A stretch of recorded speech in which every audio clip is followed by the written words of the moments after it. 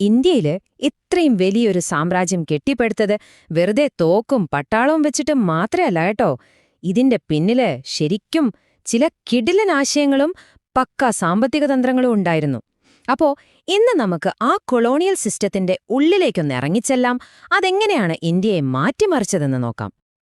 ഈ സങ്കീർണമായ ചരിത്രത്തെ നമുക്കൊരു 5 ഭാഗങ്ങളായിട്ട് തിരിച്ചു മനസ്സിലാക്കാം. ആദ്യം ഈ സാമ്രാജ്യത്വത്തിന്റെ പിന്നിലെ ഐഡിയ എന്തായിരുന്നുവെന്ന് നോക്കാം. പിന്നെ എങ്ങനെയാണ് ഒരു കച്ചവട കമ്പനി ഇന്ത്യയുടെ ഭരണം പിടിച്ചെടുത്തതെന്ന് കാണാം. അതിനുശേഷം അവർ നമ്മുടെ സമ്പദ് വ്യവസ്ഥയെ എങ്ങനെയാണ് ഉടച്ചുവാർത്തത്, ഇതിനെതിരെ ഉണ്ടായ ചെറുത്തുനിൽപ്പുകൾ.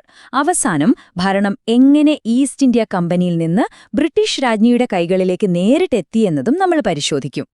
ഒരു രാജ്യത്തെ അടക്കി ഭരിക്കാൻ വെറും പട്ടാളം മാത്രം മതിയോ? പോരാ, അതിനൊരു ന്യായീകരണം വേണ്ടേ?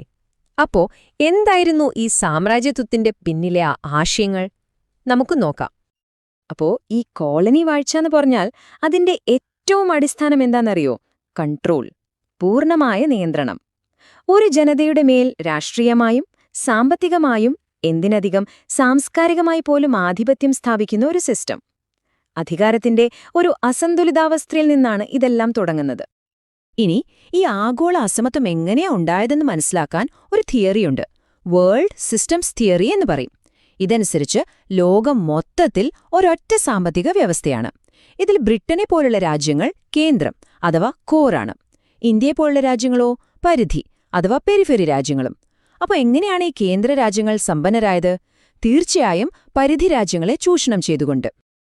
ഈ ഒരു ചിത്രം നോക്കിയാൽ ആ ബന്ധം നമുക്ക് കൃത്യമായി മനസ്സിലാകും. കേന്ദ്ര രാജ്യങ്ങൾ ഒരു വലിയ എഞ്ചിൻ പോലെയാണ്. അതിന് ഓടാനുള്ള ഇന്ധനം വരുന്നത് എവിടെ നിന്നാ? ഇന്ത്യയെ പോലുള്ള പരിധി രാജ്യങ്ങളിൽ നിന്നുള്ള അസംസ്കൃത വസ്തുക്കളും ഇവിടത്തെ ആളുകളുടെ അധ്വാനവുമാണ് ആ ഇന്ധനം. ഇതൊരു വൺ വേ ട്രാഫിക് പോലെയായിരുന്നു. സമ്പത്തെല്ലാം അങ്ങോട്ട് മാത്രം ഒഴുകി. ഓക്കെ, ഈ തിയറിയൊക്കെ കൊള്ളാം. പക്ഷെ ഇത് എങ്ങനെയാ പ്രാവർത്തികമാക്കിയത്?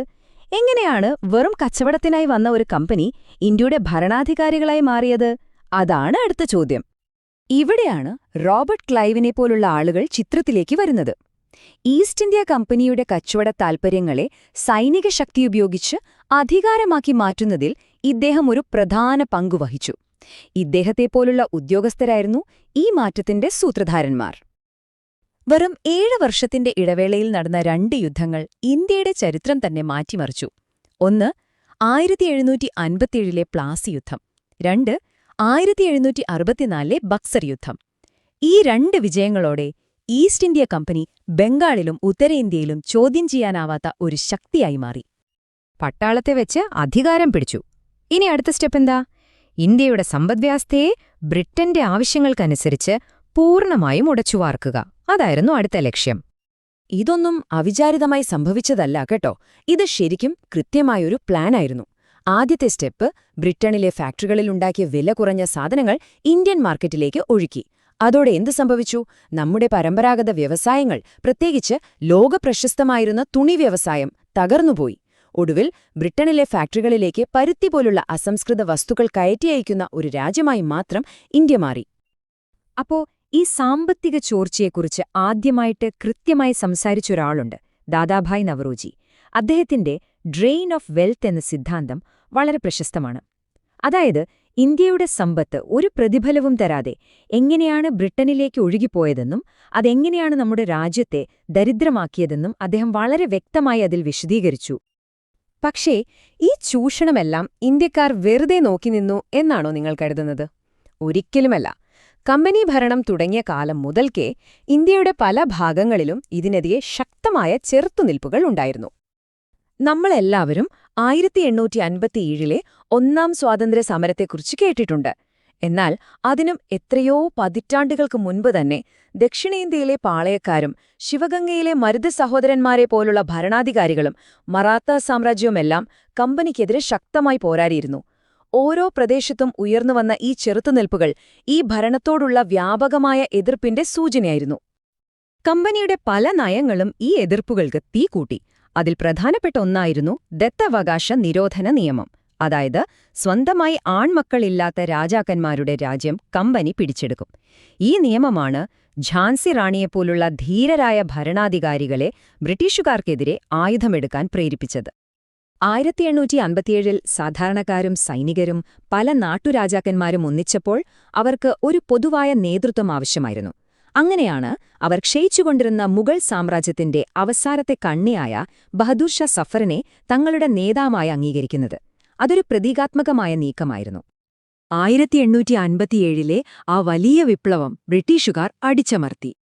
പക്ഷേ അത് ഇന്ത്യയിലെ ബ്രിട്ടീഷ് ഭരണത്തിൽ ഒരു നിർണായക മാറ്റത്തിനു കാരണമായി. ഒരു യുഗം അവസാനിച്ചു, പുതിയൊരെണ്ണം തുടങ്ങി എന്ന് തന്നെ പറയാം. ആ വലിയ മാറ്റം എന്തായിരുന്നെന്നോ? ഇന്ത്യയുടെ ഭരണം ഒരു കച്ചവട കമ്പനിയുടെ കയ്യിൽ നിന്ന് മാറി ബ്രിട്ടീഷ് ഗവൺമെന്റ് നേരിട്ട് ഏറ്റെടുത്തു.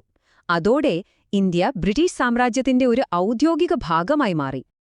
പുതിയ ഭരണകൂടം നിയന്ത്രണം കൂടുതൽ ശക്തമാക്കി. പക്ഷേ ഇത്തവണ തോക്കുകൾക്ക് പകരം അവർക്ക് പുതിയ ഉപകരണങ്ങളുണ്ടായിരുന്നു. നികുതി പിരിക്കാനും സൈന്യത്തെ എളുപ്പത്തിൽ നീക്കാനും വേണ്ടി അവർ സർവേകൾ നടത്തി. ജനങ്ങളെ ജാതിയുടെയും മതത്തിന്റെയും പേരിൽ എണ്ണിത്തിരിച്ച് ഭിന്നിപ്പിച്ച് ഭരിക്കുക എന്ന തന്ത്രം നടപ്പിലാക്കാൻ സെൻസസുകൾ ഉപയോഗിച്ചു. അതോടൊപ്പം സാംസ്കാരികമായ ആധിപത്യം ഉറപ്പിക്കാനുള്ള ശ്രമങ്ങളും നടന്നു. അപ്പോ നമ്മൾ അവസാനം ഒരു പ്രധാനപ്പെട്ട ചോദ്യത്തിലെത്തുന്നു. ഈ ഭരണം നേരിട്ടായപ്പോ എല്ലാം കൂടുതൽ നീതിയുക്തമായോ? അതോ തോക്കിന് പകരം സർവേയും സെൻസസും പോലുള്ള പുതിയ ഉപകരണങ്ങൾ ഉപയോഗിച്ച് നിയന്ത്രണം കൂടുതൽ ശക്തമാക്കുകയാണ് അവർ ചെയ്തത്? ഈ ചോദ്യം കൊളോണിയൽ ഭരണത്തിന്റെ യഥാർത്ഥ പാരമ്പര്യത്തെക്കുറിച്ച് നമ്മളെ വീണ്ടും ചിന്തിപ്പിക്കുന്നു, അല്ലേ?